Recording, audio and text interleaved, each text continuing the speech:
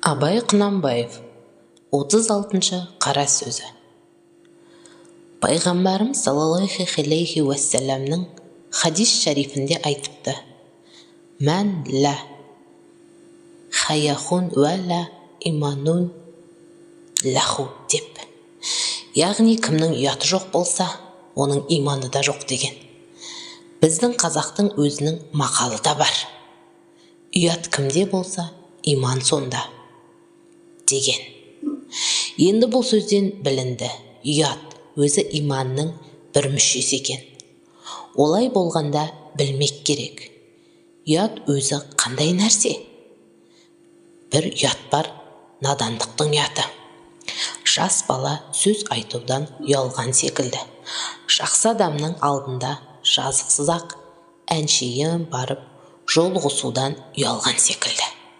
Не шариғатқа теріс, не ақылға теріс жазық жоқ болса да, надандықтан бойын керістендіріп, шешілмегендік қылып, ұялмас нәрседен ұялған, ұялу ақмақтық, жамандық. Шын ұят сондай нәрсе. Шариғатқа теріс, я ақылға теріс, я абүйірлі бойға теріс бір іс себепті болады. Мұндай ұят екі түрлі болады. Біреуі, ондай қылық өзіңнен шықпай-ақ бір бөтен адамнан шыққанын көргенде сен ұялып кетесің. Мұның себебі сол ұят істі қылған адамды есіркегендіктен болады. Япырмай, мына байқұсқа не болды? Енді мұның өзі не болады дегендей. Бір нәрсе іштен рахым секілді болып келіп, өзіңді қысып, қызартып кетеді. Біреу сондай ұят шариғатқа теріс, я ақылға, я абүйірлі бойға теріс, я адамшылыққа кесел қылып, қатеден, яки нәпсіге еріп, ғапылдықтан, өз бойыңнан шыққандығыңнан болады. Мұндай ұят қылғандығыңды бөтен кісі білмесе де, өз ақылың, өз нысабың өзіңді сөккен соң, іштен ұят келіп, өзіңе жаза тарттырады. Кірерге жер таба алмай, кісі бетін қарай алмай, бір түрлі қысымға түсесің. Мұндай ұятты күшті адамдар ұйқыдан, тамақтан қалатұғын да бар. Хатта өзін-өзі өлтіретұғын кісілер де болады. Ұят деген адамның өз бойындағы адамшылдығы, иттігіңді ішіңнен өз мойныңа салып, сөгіп қылған қысымның аты. Ол уақытта тілге сөзде түспейді, көңілге ойда түспейді. Көзіңнің жасын, мұрныңның суын сүртіп, алуға да қолың тимейді. Бір ит боласың. Көзің кісі бетіне қарамақ түгілі, еш нәрсені көрмейді.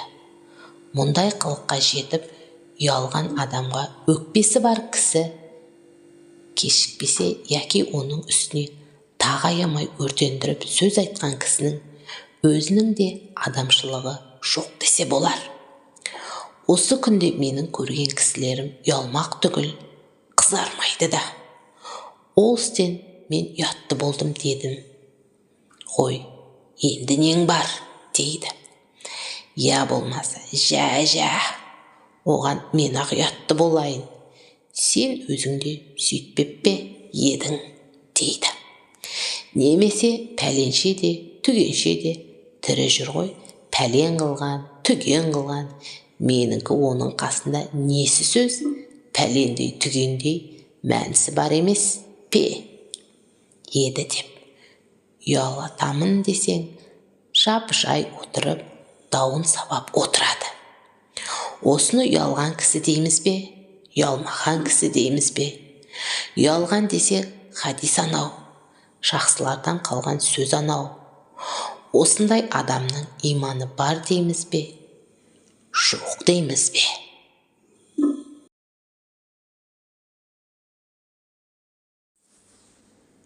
Абай Құнанбаев 37-ші қара сөзі.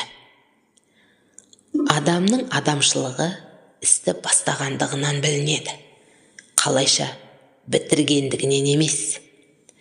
Көңілдегі көрікті ой ауыздан шыққанда өңі қашады. Хикмет сөздер өзімшіл наданға айтқанда, көңіл оянғанда болады, өшкенде болады. Кісіге біліміне қарай болыстық қыл, татымсызға қылған болыстық адамды бұзады. Әкесінің баласы адамның дұшпаны, адамның баласы бауырың. Ер артық сұраса да азға разы болады. Ез аз сұрар, артылып берсең де разы болмас. Өзің үшін еңбек қылсаң, өзі үшін оттаған хайуанның бірі боласың.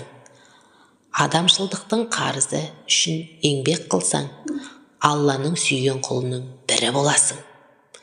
Сократқа у ішкізген, Иона арктың отқа өртеген, Ғайсана дарға асқан, пайғамбарымызды түйенің жемтігіне көмген кім?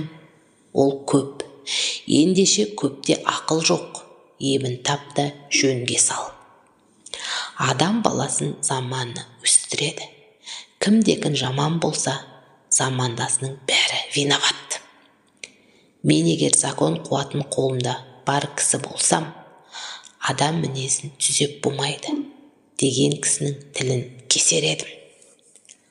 Дүниеде жалғыз қалған адамның өлгені, қапашылықтың бәрі соның басында. Дүниеде бар жаман да көпте, бірақ қызық та ермекте көпте.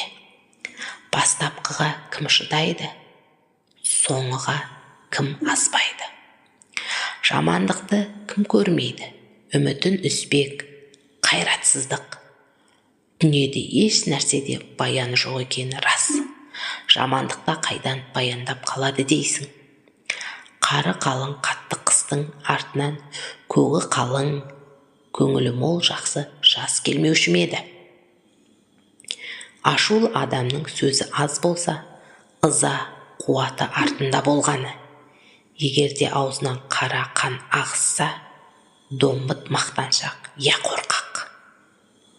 Қуанбақтың пен бақ мастықтың үлкені. Мыңнан бір кісақ, бір жерін ашпай тұғын, ақылы бойында қалады. Егер ісім өнсін десең, ретін тап.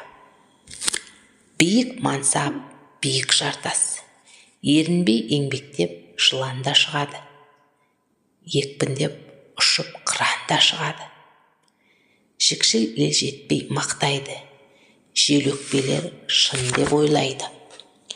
Дүние үлкен көл, заман соққан жел, алдыңғы толқын ағалар, артқы толқын інілер, кезекпенен өлінер, баяғыдай көрінер. Бақпен асқан патшадан, мимен асқан қара артық, сақалын сатқан кәріден, еңбегін сатқан бала артық.